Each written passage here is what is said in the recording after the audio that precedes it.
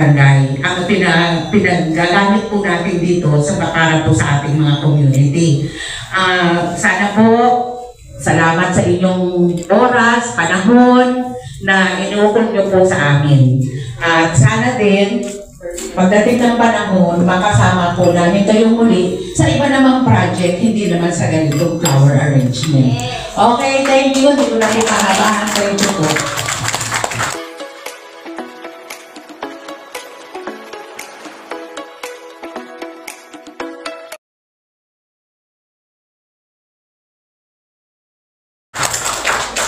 Thank you, Tita. At isa pa po sa magsasalita sa atin ngayon, pinaghandaan niya po yung araw na ito para sa ating lahat at nakapag-polo po siya ngayon.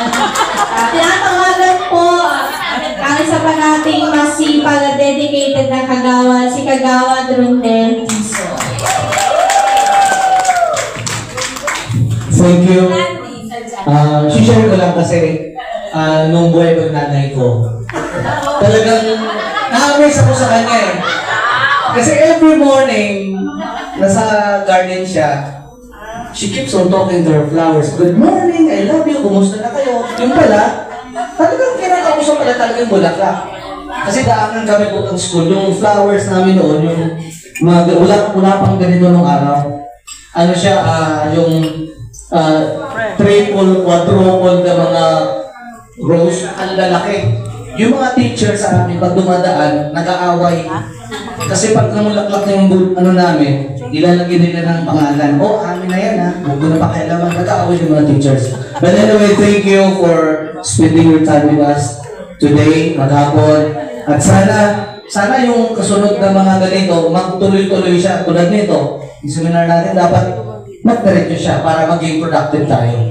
And kami naman sa council, kasama ating napakagwapong kapitan, nakanda kami tumulong sa lahat ng project na natin sa barangay.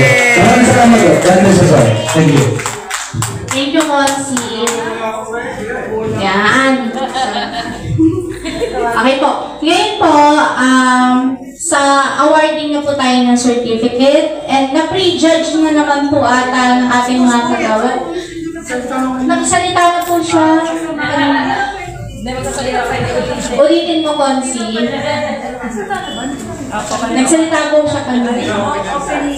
Nagsalita na rin si Kap. Kap, magsasalita ka ulit? Gusto mo? So, na-prejudge na naman po yung ating mga arrangement po ngayon, di ba? Okay na po.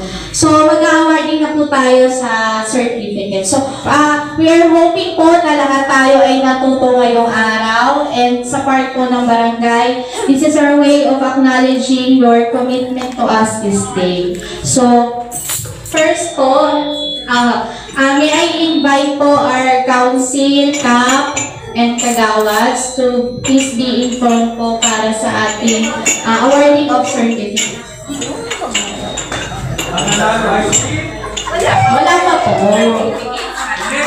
Let me read the certificate po. Republic of the Philippines, City of Las Piñas, Barangay Pamplona 1. This certificate of appreciation is proudly presented to Ms. Rosemary L. Calvelo for her invaluable and exemplary service rendered as lecturer during the flower arrangement workshop for beginners held at Daffodil Function Room, Eurotel, Las Piñas City, July 11, 2025. Given this day, signed Rainier S. Salvador, our punong barangay.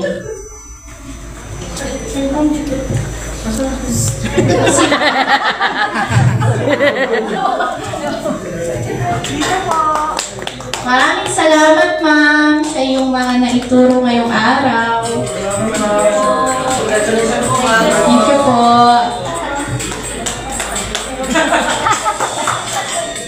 Next po, another certificate of appreciation is proudly presented to Mr. James Patrick C. Laya for his invaluable and exemplary service rendered as assistant lecturer during the flower arrangement workshop for beginners held at Eurotel, Las Piñas, given this 11th day of July 2025, signed Honorable Rainier S. Salvador, punong barangay.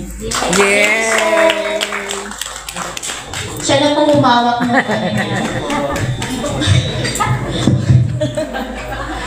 sir. Thank you po. Slow connection. Next po. Next certificate po. Certificate of Participation awarded to Mr. Tadeo Titala.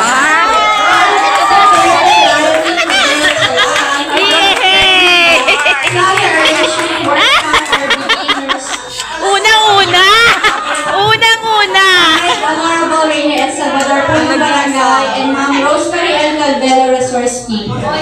Unang-una eh.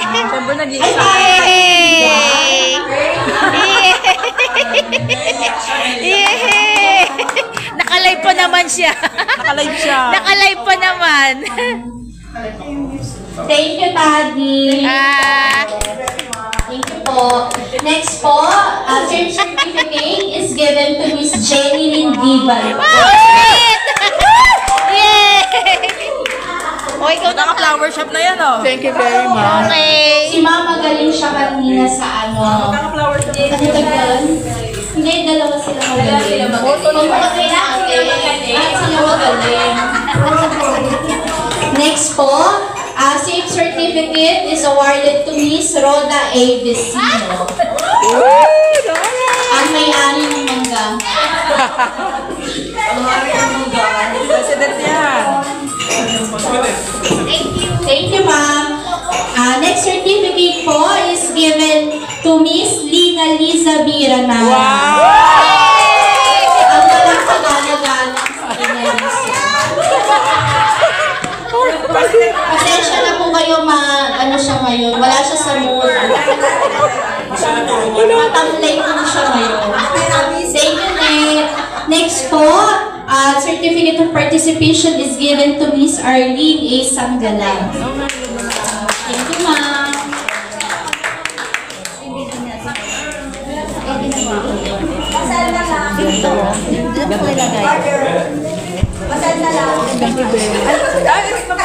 Maraming po salamat sa panonood. Bye po. Next po, this